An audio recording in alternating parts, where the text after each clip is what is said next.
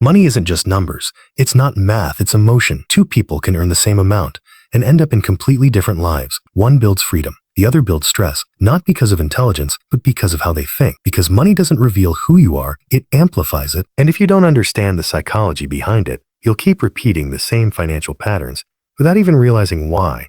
Reframe: this isn't about budgeting. It's not about investing strategies.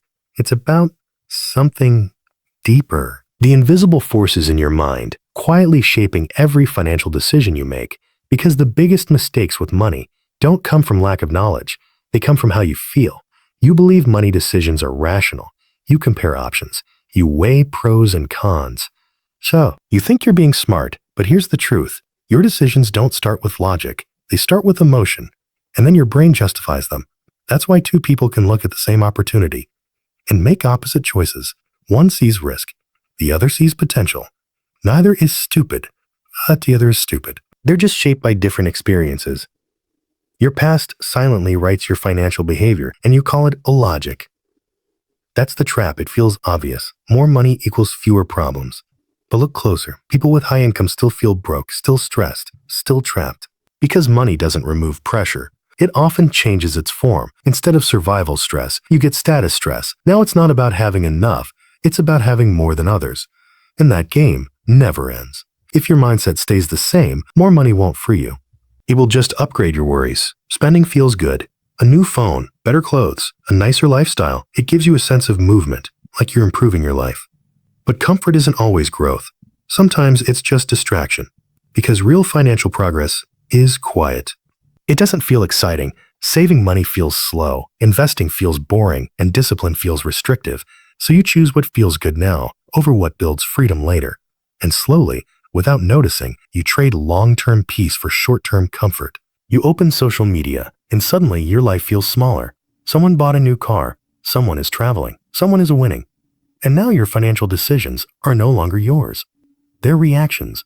You spend to keep up. You upgrade to feel equal. You chase a life that isn't even yours. But here's the reality. You're comparing your behind the scenes to someone else's highlight reel. You don't see their debt, their pressure, their reality. Comparison distorts perception, and distorted perception leads to bad decisions. This is one of the most dangerous illusions.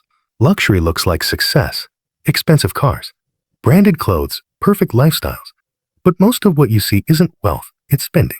Real wealth is invisible. It's the money not spent, the choices you didn't make, the upgrades you avoided. Because every time you spend to look successful, you reduce your ability to actually be successful. And the worst part, no one is as impressed as you think. People don't admire your things. They imagine having them for themselves. That's the paradox. Fear doesn't feel like fear. It feels like caution, like being smart, like avoiding risk. So you hesitate. You don't invest. You delay decisions. You stay in your comfort zone because uncertainty feels dangerous. But here's the hidden cost. Every decision you avoid is also a decision you make. Staying safe has a price. And over time, that price becomes lost opportunities. Fear protects you in the short term, but limits you in the long term. This is the silent trap. You keep pushing forward. More money, more success, more validation, but you never stop to ask, how much is enough?